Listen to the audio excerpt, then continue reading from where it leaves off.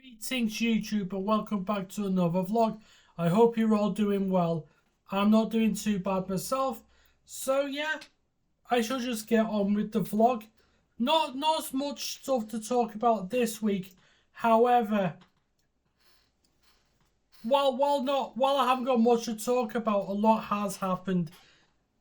Well, in my life. But yeah, the first thing I want to talk about is my football team Liverpool winning their 20th league title, overall their second out of the Premier League era. So yeah, on Sunday we beat Tottenham. Well, we absolutely hammered Tottenham 5-1 in a game that we just simply had to win. However, because Arsenal dropped points to Crystal Palace at home, as in like Arsenal lost. Arsenal drew 2-2 at the Emirates to Crystal Palace. Because of that result, it meant that Liverpool only needed a single point, as in Liverpool only needed a draw to secure the title. But we went there on Sunday at Anfield. We were 1-0 down, but the way the lads responded after that was just absolutely fantastic. Just let me adjust it. There we go, to adjust the camera a little bit. It was a bit too up. So yeah, it was Tottenham took the lead. So obviously it made the Liverpool players, it made everyone angry. And he said, no, we're not losing this game today. We're going to go out there and win this bloody title. And yeah, and then it was, all of a sudden it was 1-1. I think it was Luis Diaz who got the equaliser for Liverpool. And then Alexis McAllister, who in my opinion has been Liverpool's best player this season, he makes it 2-1 with one of the best goals I've ever seen. An absolute fucking volley. He absolutely thumped it in from like 25 yards. Reminded me a little bit of like how Gerrard used to score his goals for Liverpool. Then it was 3-1. Trying to think who scored the third. I know Salah scored the fourth. The third, I can't remember who scored the third. Think it might have been. Was it Szoboszlai? No, it wasn't. It was Cody Gakpo. He scored Liverpool's third. Salah scored Liverpool's fourth, and then the fifth goal. It ended up deflecting off a Spurs player, which ended up counting as an own goal for them. And then the full-time whistle. The scenes at Anfield were absolutely fantastic. And you know what? A lot of people were expecting the Liverpool crowd to like run onto the pitch and celebrate, but they didn't. It was all about the players. The fans were they were clapping the players and everything. I don't mean clapping like that, you filthy animals. I don't mean clapping some cheeks. But anyway, the atmosphere at Anfield was absolutely incredible. And you know what? The fact that Arne Slot did it in his first season, I'm in absolute disbelief. At the beginning of the season, if you'd have said Liverpool were going to be league champions, I'd have bitten your hand off. I thought we wouldn't finish any higher than 4th or 5th, maybe even 6th, but just absolutely incredible. I know I'll say my emotions are a bit all over the place.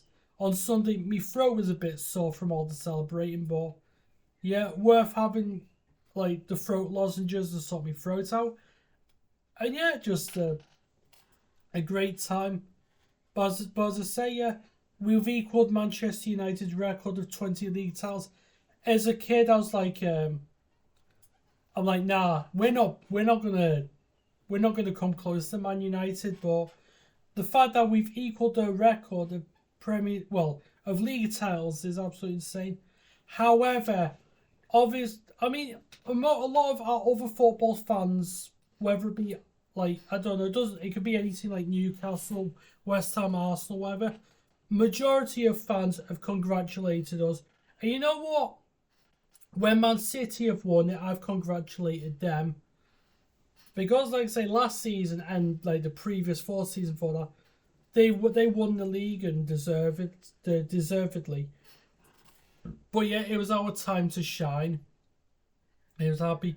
A lot of Arsenal, a few Arsenal fans. I mean, most were good. Lee Gunners congratulated Liverpool on winning the league, and he's an Arsenal fan. He said fair play. And even quite a few Manchester United fans were like, "Look, Liverpool have been the better team this season."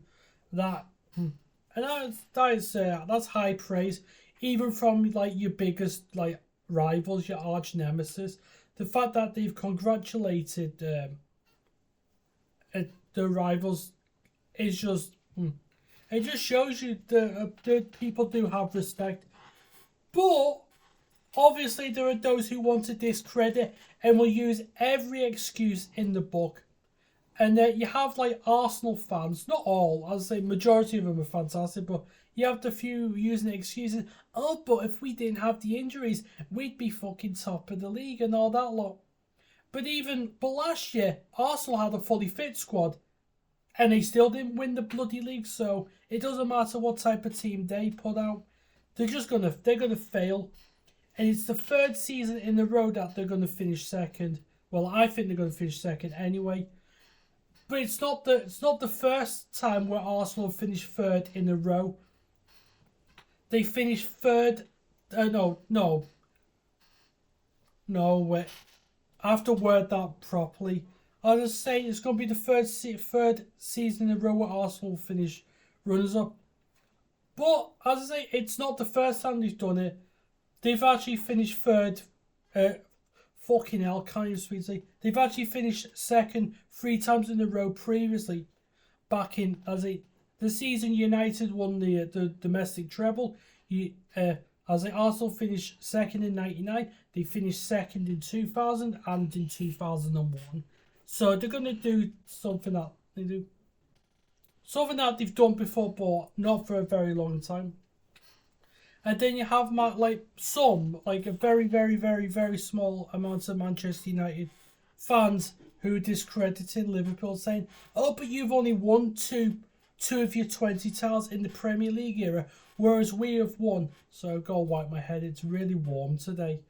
Oh yeah, but you have some United fans saying, "Oh, but Liverpool have only won 2 of their 20 league titles in the Premier League era, whereas we won 13 of our 20 in the Premier League era." So what they're basically doing, because it's Liverpool, they're pretty much, how can I put it? It's like as if they're disregarding football before the Premier League even existed. So if you're going to discredit Liverpool, you might as well just, you might as well discredit your titles from when you were winning it in the 1960s. Are you gonna disregard that? And you know what? In the 60s, you had players like George Best, Bobby Charlton, and Dennis Law playing for your team. And are you gonna disregard football for that? I'm sorry. If you're gonna disregard football for that, or some of these footballers who've passed away, they'll be turning in your grave and they'll be saying shame on you. Because I bet you, even though some of them played for United, those up there, they'll probably be congratulating Liverpool, and they'll be like, fair enough. So, like I say, you gotta give respect. If you can't handle respect, then just keep your fucking gob shut. It's as simple as that. Just keep your mouth shut, zipped. So you're pretty much disregarding Liverpool's titles before the Premier League era, because obviously the Premier League started in '92. So anything before 1992, it's like you're trying to disregard it. Would they be singing a different tune if it was another team? Actually, they probably would if it was like bloody Arsenal. So it's like that. Oh, but other teams have won more Premier League titles than Liverpool in that era. Yeah. So why are people? It's like what they're trying to do. It's like people are trying to purposely erase history so that it fits the narrative. For goodness sake. Just because you weren't born in that period doesn't mean that you have to disregard what's happened for them. So that attitude, it's like you're disregarding Liverpool's titles, you're disregarding Man United's titles, you're disregarding Arsenal's, Everton in the 80s, and Leeds back in the 1960s and 70s. So for that, just shame on you. Without some of those players pre-Premier League, those clubs won't be where they are now. I mean, some clubs unfortunately have got relegated from like the top flight, and some have even had to play in non-league football like Luton, but they made an incredible rise back up to the top. They got relegated last season, but yeah, it's just an absolute fucking joke. And another excuse is that you hear, oh, but the Premier League season, it's not been a great season. I mean, has the football been great this season? Not particularly, but as I say, Liverpool, we were just efficient and we got the job done.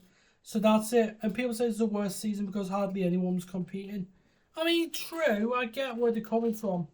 But you just can't use that as an excuse for your other teams for underperforming.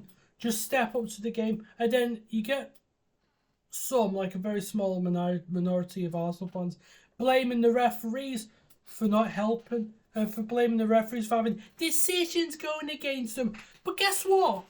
Most of the decisions this season have actually gone in Arsenal's favour. And he still can't fucking win the league, then he haven't. It's as simple as that. Oh, but the referees cost us 9 points and all that lot. Heck, even in those points. I mean, say we're 15 points ahead of Arsenal.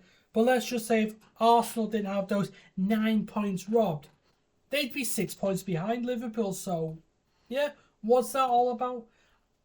Take responsibility. Have a look at yourselves and realise that yeah, we fucked up. As I'm talking from an Arsenal point of view. But as I say, fair play.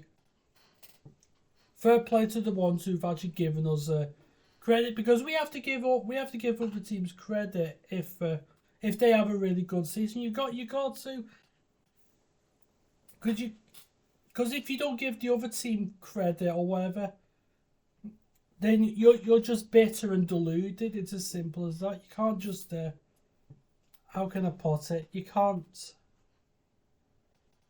Yes, I don't know, it's just a really warm day. It says 22 degrees on the computer, but it feels a hell of a lot warmer in here. I couldn't do a video earlier on because it was just too hot. It was a lot hotter in here before than it is now, though. It's still pretty humid. But as I say, I have to I'm kind enough to give other teams credit when they do something. So like I say, as it's called being generous, but we have too many people who in this generation are just they're too negative. It's always someone else's fault, never your fault. Yeah, we'll blame the weather for using excuse. Oh, we'll blame the weather for it. For us underperforming. We'll blame the ball, we'll blame the fans, we'll blame everyone but ourselves.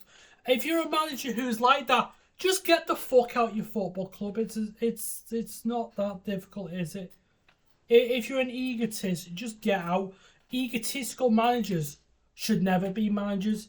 Managers who see things with an open perspective, who see things differently, as in like seeing the game how it is. I have respect for that.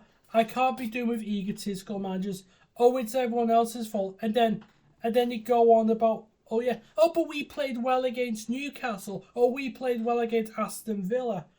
But it means nothing if you're not going to win a trophy at the end of the season. Oh, we tried. You didn't fucking try hard enough. In fact, you didn't even try at all. But yeah, I just wanted to talk about Liverpool and football. I don't mean to go off like that, but as I say, some people just don't even know how to give credit. In fact, I don't even know what they're teaching people, or well, unicorns, rainbows, deodorant cans, or whatever the fuck people want to call themselves nowadays. It's just crazy.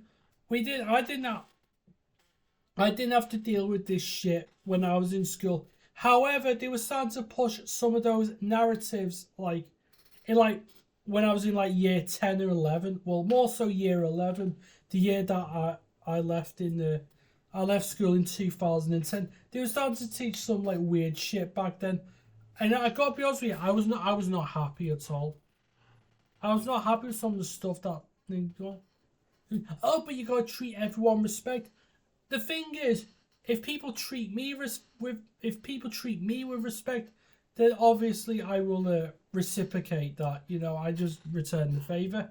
But however, if someone's gonna be nasty to me, I just either ignore them completely and move on with my life, or if someone calls. I mean, like I say, I just move away from it instead of just getting upset about it, because that's the reaction that they want to get out of you. So that's that. They want to get a reaction out of you. It's because they want validation. And guess what? Yeah, and they wonder why, oh, you haven't got a bloody girlfriend, haven't got all that one. Well, if you got the fucking money, just go and get a bloody go to a prostitute. Yeah, yeah. Oh yeah, I lost my virginity. And guess what? I've got fucking chlamydia. Yeah, fucking brilliant. Yeah. But yeah, we'll move away from the football now. So yeah. I haven't got any pickups this time. I know I said I was gonna buy stuff, but I don't know. I just haven't had the time. I've had to do a lot of stuff related to work. But anyway. So yeah,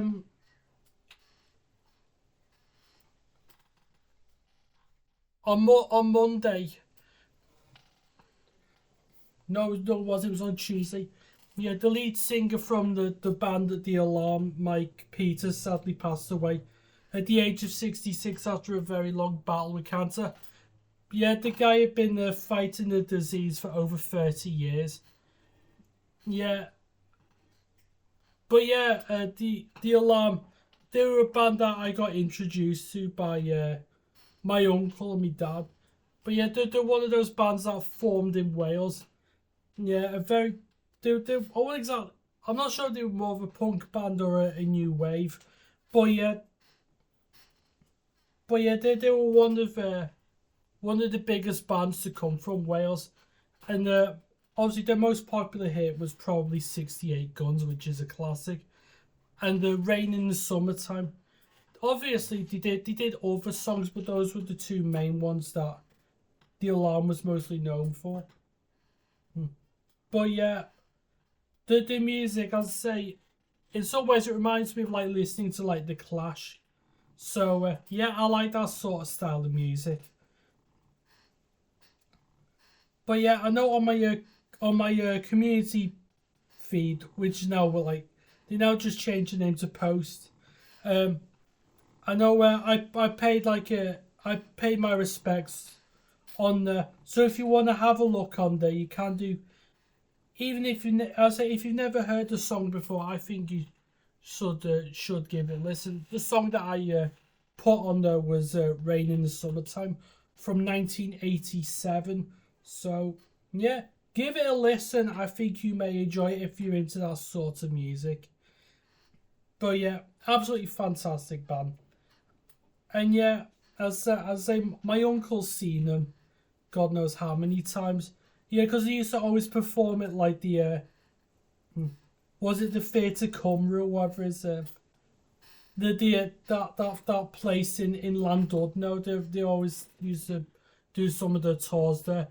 Yeah, but it wasn't just that. They used to do tours not just in England but around the world. And obviously they've been like they've had like guest appearances, or they've been a feature band on like they've been in like a feature band on like tours with like other like legendary bands like Simple Minds. So for that, yeah, rest in peace, and my condolences go to his family. Yeah, as I say, it was just a bittersweet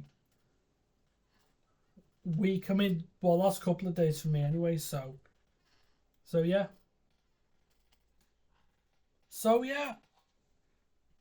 I know I thought I'd just do a short video today, but as I say, I was in the mood to do a vlog. How short it was. Actually, before I go, I want to show you a funny clip from Lee Gunner. This was from one of his streams. a couple of years ago, and I've seen it God knows how many times, but I'll show you it. Just give me a moment. If YouTube will, not YouTube, if my computer will let me. So there we go. I'm going to show you this clip. Oh, sorry about that. Oh yeah, I had to make sure the audio was on, which it is. I gotta show you this clip. It's absolutely fucking hilarious. Take it away. Rag and Moan Band about to get rag and boned. Bro, what?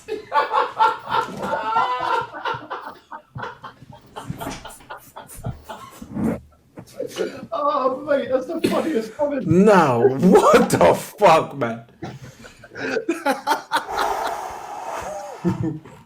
This comment section is fire. Oh, bro, what is wrong with you, like, man? That is too funny, man. Oh, shit. Nah, Yeah, this is yeah. horrible.